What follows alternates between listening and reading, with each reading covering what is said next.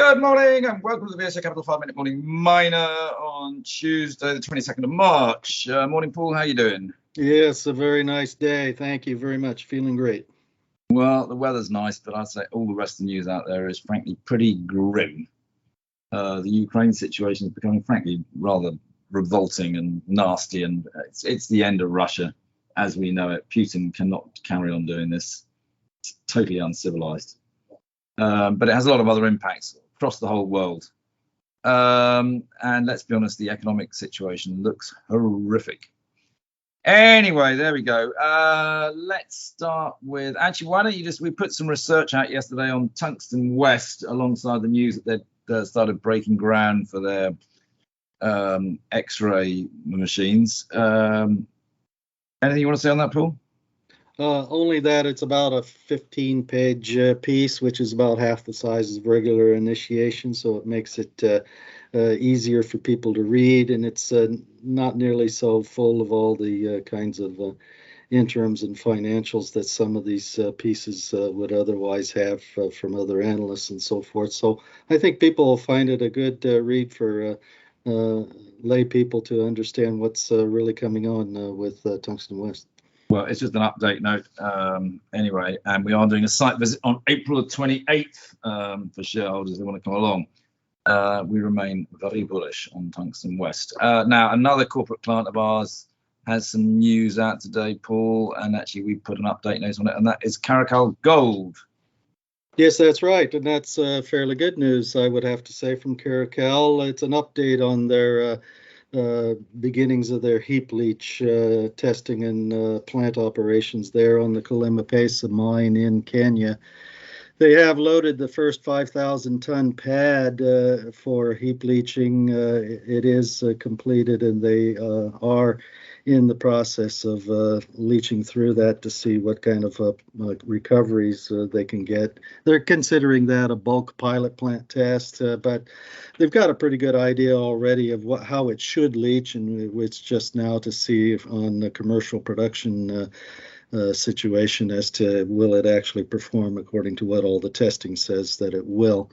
And they will be going to something like 20,000-ton pads going forward, and they have about 40,000 tons of low-grade material to stockpiled at this point to move to pads. So looking forward to see what they come out to, and those results will start coming back.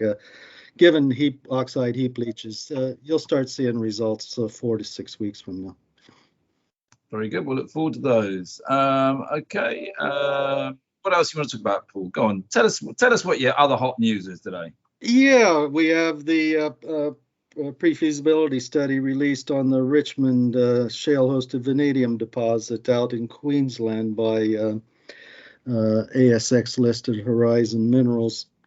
That particular one doesn't look too bad certainly at current vanadium prices, 62% post-tax IRR. Has about a $243 million Australian capex estimate to it. I would have to say that it'll probably come in when the DFS is done, something like in the middle of the cost curve, so it won't threaten the really low cost players, I don't think, like Bushveld or Largo or ferroalloys on the cost curve in that regard. But it will be a sizable project producing about 12,000 tons per annum of concentrated V2O5 for the global market. So I think it will ultimately get financed here. So it doesn't look too bad at this stage.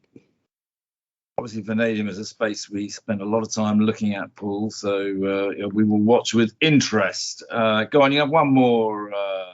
Actually, so Iconic Rare Earths had some assay results in there today, and that's one of our Shanghai Mining Club members. Yes, that's right. Ionic Rare Earths. It's the Makautu rare earth clay deposit in Uganda that they're drilling, and they've got the last of the phase 4 drilling results released, and they still have 100% success rate on their drilling here, with hitting ore grade mineralization in every hole still at this point in time.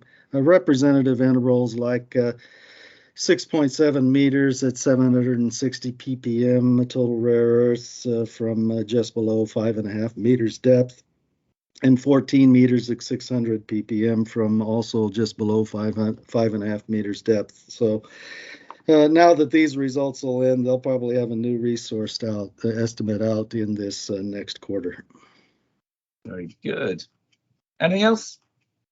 I'll also need to say we had a good news profit warning out from Gemfields. That's the dual listed colored gemstone producer of rubies and emeralds, and they have turned from a net loss last year to a net profit.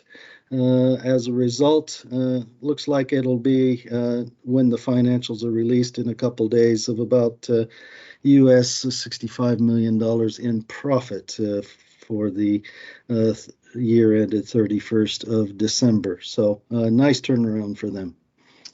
Very good. Let's call it a day there, Paul, and let's speak again tomorrow. Thanks. See you then.